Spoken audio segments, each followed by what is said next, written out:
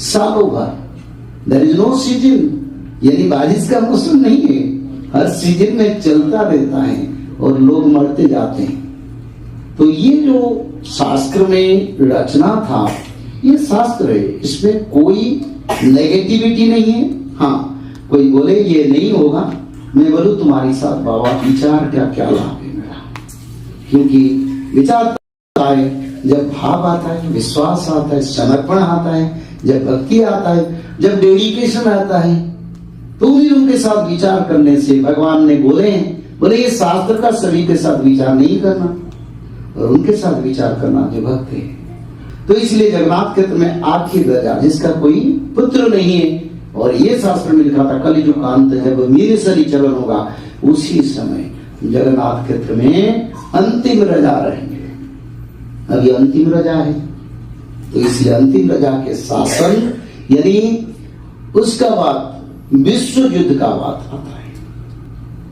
तो 2025 मार्च 29 तारीख शाम 5:30 पर यूरेनस, प्लूटो, नेपच्यून तीनों ग्रह धरती पर बाधक दृष्टि में दिखते हैं। इस कारण परमाणु युद्ध का द एटॉमिक वार का पॉसिबिलिटी है।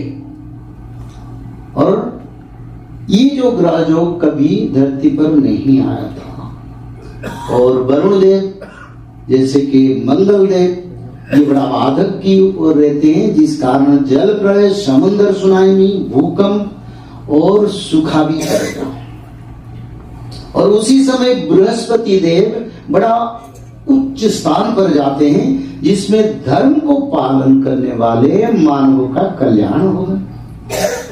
और उसी समय शनि देव शनि वास में, और उसी दिन वो आते हैं जिस दिन शनि महाप्रभु पापियों का विनाश करेंगे। कैसे विनाश होगा ये लिखा है। 64 प्रकार का बीमारी धरती पर आएगा। रोग रूपे है जोग माया, शरीर खेलिबे पार,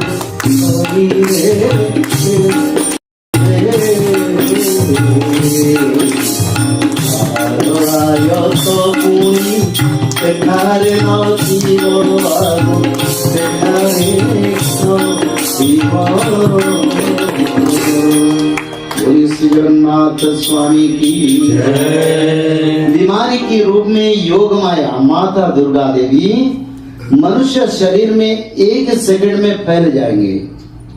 इससे घर में अच्छी तरह से भोजन किए, सो गए, फिर रात को देखेंगे घर में सभी की शरीर में वायरस जनित बीमारी आ गया और सुबह सुबह गुजर गए। क्योंकि ये लिखा है योग माया शक्ति से प्रभु कहीं जड़ रूपे मुहि संसारनासी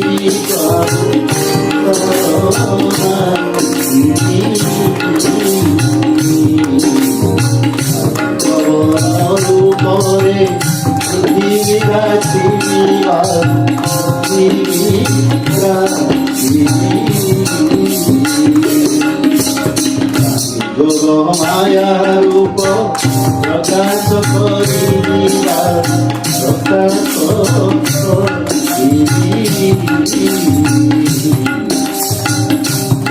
विश्वरूप मुहि धारण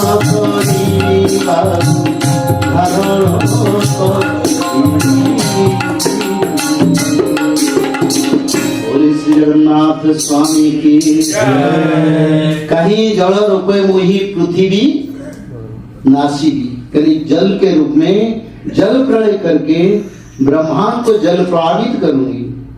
कौन? भगवान कल्कि करेंगे। और कहीं पवन की रूप में, टर्नाडो तूफान के रूप में सारा धरती को उथल पुथल कर दूंगी, पहाड़ियां आसमान में उड़ेंगी। ये लिखा है। पेड़ पौधे, कल चाइना में एक तबाही आया जिसमें मानव लोग आसमान में उड़ते थे और करीब करीब 334 किलोमीटर वेग में पवन हुआ है। और जब ही 600 किलोमीटर होगा कोई धरती पर नहीं रहेगा। ये तो लिखा है। बड़े बड़े पहाड़ियां आसमान में उड़ेंगे। तो भक्त लोगों का क्या होगा? भक्त लोगों के लिए क्या होगा? ना जो लोग त्रिकाल संध्या करेंगे, मो भक्त थी वास्तानो रे पहाड़ो होइब बाबू।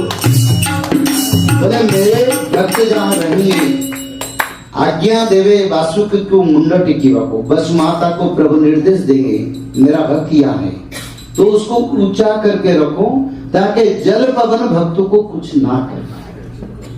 किस भक्त को? जो भक्त त्रिकाल संध्या करेंगे, भगवान विष्णु की आराधना करेंगे, भागवत जी पढ़ेंगे, शाकाहारी बनेंगे और भगवान से पूर्ण विश्वास रहेगा। बोल आनंद एक बार हरि हरि।